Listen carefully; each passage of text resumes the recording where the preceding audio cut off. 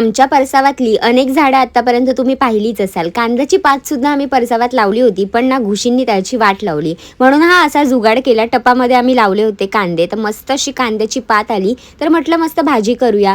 तर कांद्याची पात काढून घेतली आणि बारीक बारीक अशी चिरून घेतली. आता जवळा घालून करायची आहे, म्हणून जवळा छान भाजून घेतला रंग बदलेपर्यंत. एका भांड्यामध्ये पाणी घ्यायचं, पाण्यामध्ये हा सगळा भाजलेला जवळा काढून घ्यायचा. कढईमध्ये तेल घालायचं, तेलामध्ये ठेचलेला लसूण, बारीक चिरलेला कांदा घालायचा आणि छान परतून घ्यायचा. त्याच्यामध्ये बारीक चिरलेला टोमॅटो घालायचा, त्यालाही परतायचं.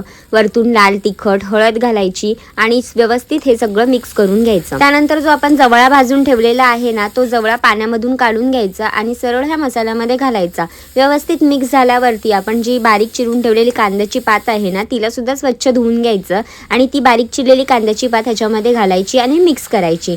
त्यामध्ये वरतून चवीनुसार मीठ घालायचं आणि कांद्याची पात थोडीशी शिजेपर्यंत ही भाजी शिजवून घ्यायची. जवळा आधीच शिजवलेला आहे, त्यामुळे फार वेळ लागणार नाही. एकदम मस्त अशी भाजी तयार होते. भाकरी सोबत उत्तम लागते. नक्की ट्राय करा आणि फॉलो फॉर मोर रेसिपीज.